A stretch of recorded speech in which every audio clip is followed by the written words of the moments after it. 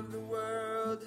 Oh, my people, seek the truth, avoid the evil, learn Yahweh's ways. Torah Life. Hello everybody, this is Paul Neeson with Torah Life Ministries, and thank you for joining us. We are already up to the 5th reading, and this week it's about the life of Sarah. It's Genesis 23:1 to 25:18. And this week's reading starts off right in Genesis 23:1. It says, Sarah, who was Abraham's wife, lived to be 127 years old. Well, the reason why that's interesting to me as a health teacher is because in Genesis 6:3, which we just read a couple of weeks ago, Yahweh told Noah that man's lifespan will be 120 years old. So some health writers believe, and as I once believed, that man's day should be 120 years.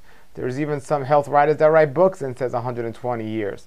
But that's not what he was talking about. When he said 120 years, he was saying, man has 120 years to get right with my word before the destruction is going to come. The flood is going to come. That's going to wipe off all the wicked from the earth.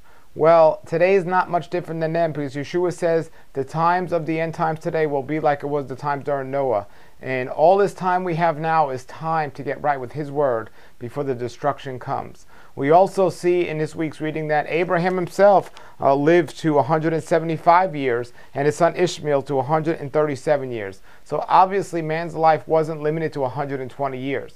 Now, does the lifespan or the amount of our years really matter in terms of righteousness?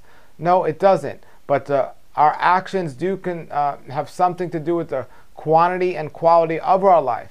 So if we live a life according to his word, we are promised in the word that we should have a long life of peace and shalom. But if we live a life that goes against his word, we're in trouble. That's when we get stricken with sickness, disease, and death prematurely, way before he ever meant us to get the death and to get diseases that he never meant us to have.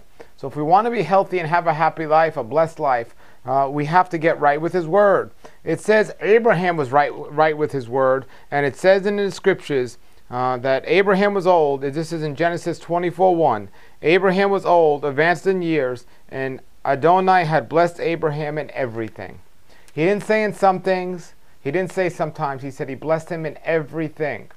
How would you like to be blessed in everything? Well, not in our human vision did things seem like blessings, but we hear blessings in the skies. Well, we have to understand and trust that our wonderful Father has a plan, and we have to have faith that his plan is best for us. And if we listen to that plan, he will bless us with what he considers a blessing, not just what we consider a blessing. And that's exactly what Abraham did. And then we see Abraham, what he's done is, after Sarah died, which is the first chapter what this week is about in her burial, he took on another wife, and he had 6 more kids with that wife, as it says here in Genesis 25:1, that he took another wife and he had 6 kids. But he also had concubines and had children with those concubines. In the scriptures, one of the major blessings is to have many kids. We're even commanded to be fruitful and multiply, and yes, that means have many kids. And it's his will that be done in your life. So if you're trying to conceive and have a child and you're not able to, well, if he has a plan, keep at it and let him take care of it. But children are a blessing. Children are a wonderful blessing, and he tells us over and over again in scripture of that.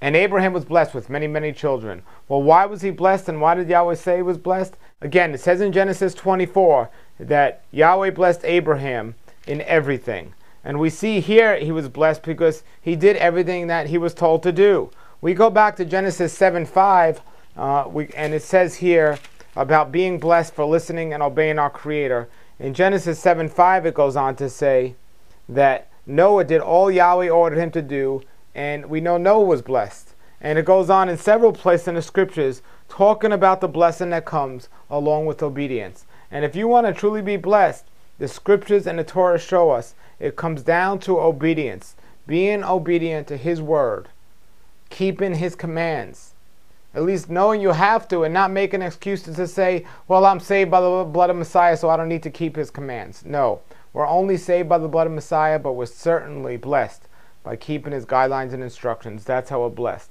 And one of the ways we can learn what those are is to read the word to see what they are. Because a lot of people say, well, he's giving me a word, or he's speaking to me. Well, you better confirm it in your word, because if what the word says is opposite to what you think he's speaking, that's a different spirit speaking to you. So you want to make sure that what that word is confirmed in Scripture, and then you will be blessed. And here's a great example of the way we have to think about this. In this week's reading, we see Abraham telling his servant to go back to the land that he came from to find, not the servant, but to go back to the land Abraham came from to find a wife for his son Isaac.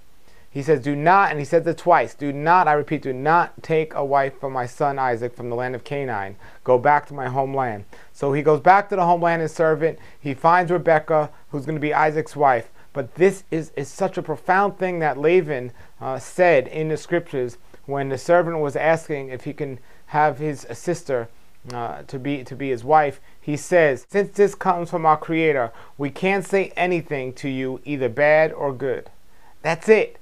In other words, his word is final.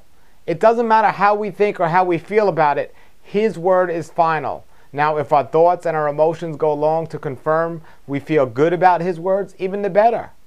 But even if we're against what he has to say, even if we don't think it's the right thing, we have to have the idea that Laban said in this sentence here. Since this comes from Adonai, what can I say? Whether I think it's good or bad doesn't matter. It's done. And I'm going to follow, I'm going to obey. And that is the heart we all need when it comes to the scriptures, folks.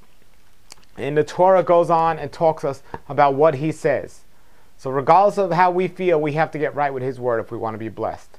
If you have comments and questions about this week's reading or any other part of scripture, please search out the scriptures and pray about it, and you will find an answer and confirm in the scriptures that your answer is correct. If you're still having trouble, or if you have something else you'd like to discuss, please put your comments below this video and we'll be happy to get to them. Until then, everybody, have a great week, have a great Shabbat, and shalom, shalom. Come out of the world, oh my people, seek the truth, avoid the evil, learn Yahweh's ways.